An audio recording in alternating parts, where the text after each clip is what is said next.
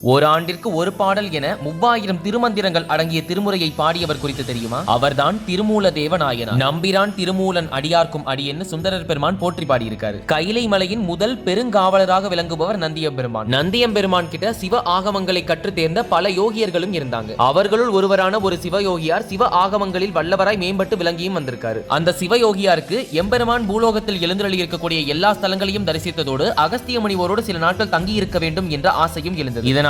எம்பெருமான் கிட்ட ஆசி பெற்றுக்கொண்டு திருக்கேதாரம், நேபாளம், திருசைலம், திருக்காலத்திமலை, திருவாலங்காடு, காஞ்சி, தில்லை முதலிய திருத்தலங்களில் உள்ள எம்பெருமானை தரிசித்து திருவாடுதுறையை வந்தடைந்தார். இந்த ஸ்தலத்துக்கு உமாதேவியார் பசுவின் கன்றாக வடிவம் போட்டு தவம் செய்த பெருமை உண்டு. அங்கு வீட்டிருக்கின்ற பசுபதிநாதரை வழிபட்ட அந்த சிவயோகியாரோ காவிரி ஆற்றின் கரை வழியாக போயிட்டு இருக்காரு. அந்த இடத்துல பசுக்கள் அனைத்தையும் பாசமாக மேய்க்கக்கூடிய மூலன் என்கிற ஒருவன் இருக்கிறான். மூலனுடைய பாசத்தை புரிந்து கொள்ளணும்னா வெயிலில் கூட பசுக்கள் மேயக்கூடாதுன்னு நிழல் இருக்கிற இடமா மேய விடுவாராம். அந்த சமயத்துல மூலனுக்கு விதி நெருங்கிடவே அவருடைய உயிர் பிரிந்தது. இதனை கண்டு கண்ணீர் வடித்துக் கொண்டிருந்த பசுக்கள் மூலனை எழுப்ப எவ்வளவோ முயற்சி செய்தது. இதனை கண்ட சிவயோகியார் எம்பெருமானின் திருவருளினால் எப்படியும் இப்பசு கூட்டத்தின் இடரை தீர்ப்பேன் என்று தமக்குள் எண்ணினார். இதனால கூடு விட்டு கூடு பாயும் வித்தையை பயன்படுத்தி தன்னுடைய ஆன்மாவை மூலனின் உடம்பிற்குள் செலுத்தினார். இப்பொழுது மூலன் கண் விழித்து பார்க்கிறான். மூலனின் உடம்பிற்குள் இருந்த சிவயோகியார் திருமூலராக உயிர் பெற்றெழுந்தார். பிறகு பசுக்களை அதனுடைய இடத்திற்கு முறையை அனுப்பி வைக்கிறார் மூலன். இதனைத் தொடர்ந்து சிவயோகியாருக்கு மீண்டும் அவருடைய பழைய உடல் கிடைத்ததா, மூலனின் நிலை என்ன ஆனது, இதனை குறித்து நாம் அடுத்த பதிவில் இனிதே காணலாம்.